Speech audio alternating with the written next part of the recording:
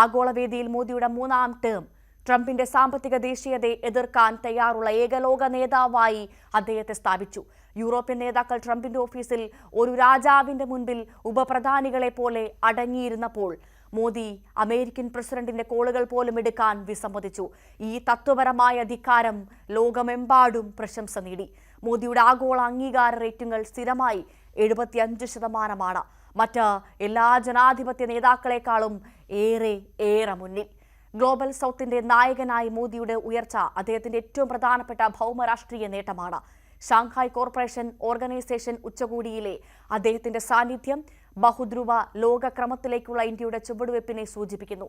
75-ാം വയസ്സിൽ അദ്ദേഹം ഇന്ത്യയുടെ പ്രധാനമന്ത്രി മാത്രമല്ല, വിധേയത്വത്തിന് പകരം പരമാധികാരത്തിന് മുൻഗണന നൽകുന്ന ഒരു ബദലാഗോള വ്യവസ്ഥിതിയുടെ ശില്പി കൂടിയാണ്.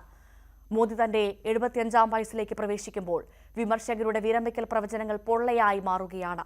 അദ്ദേഹത്തിന്റെ ഭരണകാലത്ത് ഇന്ത്യ ലോകത്തിലെ മൂന്നാമത്തെ വലിയ സമ്പദ് വ്യവസ്ഥയായി മാറുമെന്നും അദ്ദേഹത്തിന്റെ ആഗോള പദവി അഭൂതപൂർവമായ ഉയരത്തിലാണെന്നും പ്രവചിക്കപ്പെടുമ്പോൾ മോദിയുടെ രാഷ്ട്രീയ ജീവിതം അവസാനിപ്പിക്കുന്നതിന്റെ ഒരു സൂചനയും നമുക്ക് മുന്നിലില്ല.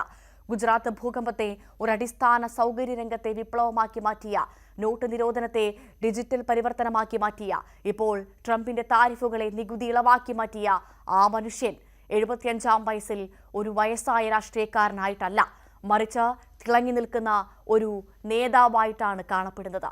മിക്ക നേതാക്കളും പാരമ്പര്യത്തെയും വിരമിക്കലിനെയും കുറിച്ച് ചിന്തിക്കുന്ന ഒരു പ്രായത്തിൽ മോദി പുതിയ അധ്യായങ്ങൾ എഴുതുന്ന തിരക്കിലാണ്.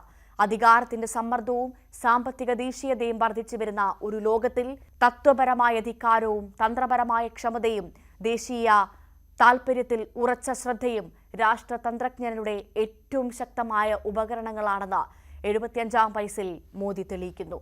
വട്നഗറിലെ റെയിൽവേ സ്റ്റേഷനുകളിൽ ചായ വിറ്റ ആ ബാലൻ ഇപ്പോൾ തന്റെ നിബന്ധനകളിൽ ലോക നേതാക്കൾക്ക് ചായ വിളമ്പുകയാണ്.